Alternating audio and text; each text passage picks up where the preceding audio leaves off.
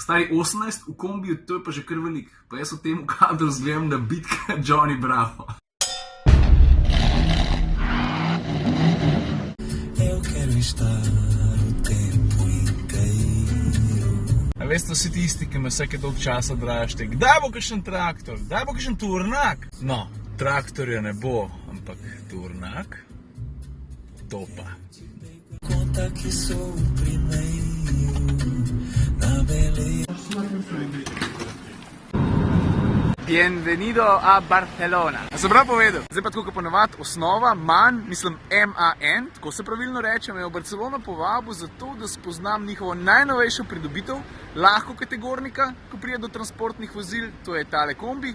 Mislim, tale ni kombi, tale je mehen tovornjaček. Ampak v osnovi gre za kombi, ali furgon, ali potniški. Imenuje se pa TGE, lahko rečeš pa tudi TGE, ni problema. Drugače pa tako, kot sem povedal že zjutraj, danes boste na račun prišli vsi tisti, ki že ves čas govorite Ciril, pa da se še malo s tovornjaki ukvari. A veš, TGE, ne? To je samo uvod v zelo zanimiv dan, tako da stick around. Glej, tega da sem zbral, je okej. Moj sovoznik danes bo Miha Mrlak iz Automobilnosti, Televizija Slovenija. Hiperskatolini. Pa to ni kombi. Kaj govorim, da je kombi? To je dostavnik, lahki dostavnik.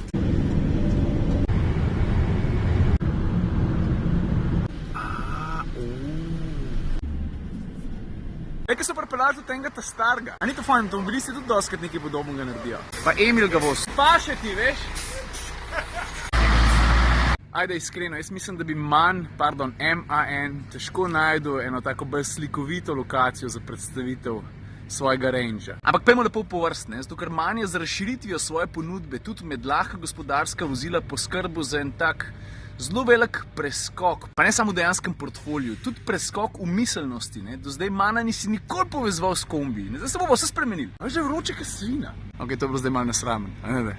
You naughty boy. V bistvu tovornjakarski težko kategornik ponudil lahko kategornika, ampak tudi ta lahko kategornik je med sebi podobnimi v bistvu težko kategornik. Hey mister, you ain't making a whole lot of sense right now. A veš, pri MAN-u se zelo dobro zaveda, da tudi manjši paketi na krajših razdaljah tako ali pa drugače nucajo prevoz, mislim dostavo. Zdaj, konkurenca med lahkimi dostavniki je ogromen, ampak se mi zdi, da je MAN predvsem zaradi partnerstva s Volkswagenom na to kar dobro pripravljen. Mislim, do zdaj si že pogruntil, da je MAN za osnovo vzel Volkswagenovega Crafterja. In s to zelo premišljeno potezo je MAN požel vse prednosti Volkswagenovega koncerna, ki se pa s kombiji zelo dobro razume že desetletja. A še obenem je pa to čisto novo zgodbo za njih uplemenito s svojim znanjem pa s svojimi izkušnjami. Pa da ne govorim o tem, da se MAN kar naenkrat lahko pohvali, da njihova dostavniška paleta sega od 3 ton pa do 44 ton. To je pa kar razpon, če mene vprašaš. Za začetek imaš ogromno pa uveljavljeno pogonsko paleto, gre za 2-litrski dizelski motor z ogromnim razponom moči, najzmogljivejšim 177 konjev, pa imaš pa ročni ali pa avtomatski menjalnik, spreden pogon ali zadnji pogon ali pa 4-kolesni pogon. Pa valjda 2 različne medosne razdalje, 3 višine pa 3 dolžine. Pa do vseh karoserijskih izvedenkah, ko v to zgodbo padejo, sploh ne govorim. Tukaj imaš manjši odprt keson, tukaj imaš potniškega, tovornega, mislim, ni da ni. Kar se pa delovnega okolja tiče, je že zelo dobro poznan. Kle MAN ni eksperimentiral, vzel je neko znano osnovo, na volan pa valjda napopil svoj logotip. Lega, takole zgleda. Pa še ena stvar je treba omeniti, ki niti približno ni zanemarljiva. MAN-ovi kombiji bojo tako kot Crafter lahko opremljeni z do 18 varnostnimi asistenčnimi sistemi. Stari 18 v kombiju, to je pa že kar velik. Pa jaz v tem kadru zgledam na bitka Johnny Bravo.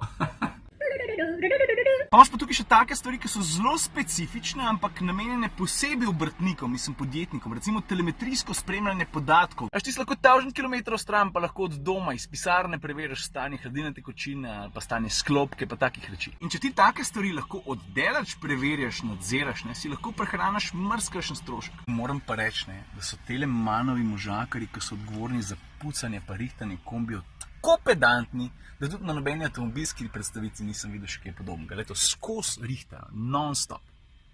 No, zdaj smo pa prišli do tiste prednosti, ki TGE-ja ločuje od drugih dostavnikov v istem segmentu. Kaj pa če bi se šel jaz za tale ta zadnji del kar zapeljati? Pa tega le bi izbral, vidiš?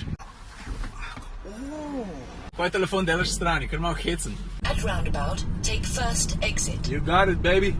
Feeling sexy and free. Kaj pa, ko so nam dali ovinkasto testno ruto, to mi je pa všeč.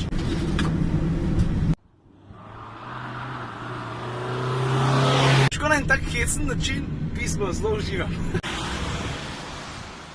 Ajde, dajmo dec, ta desna je gas. Pa razgledi.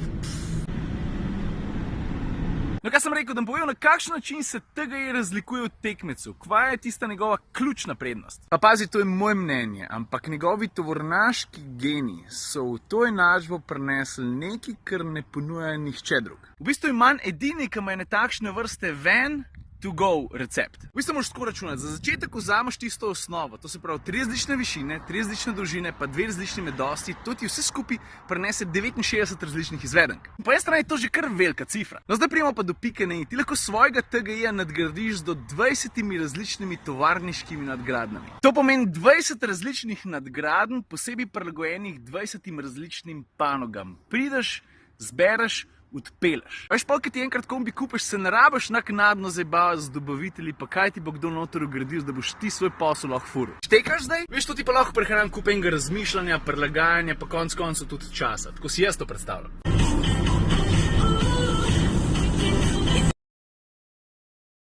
Kaj še zdaj ta papirček dati? Še dobro, da imam dosti placa.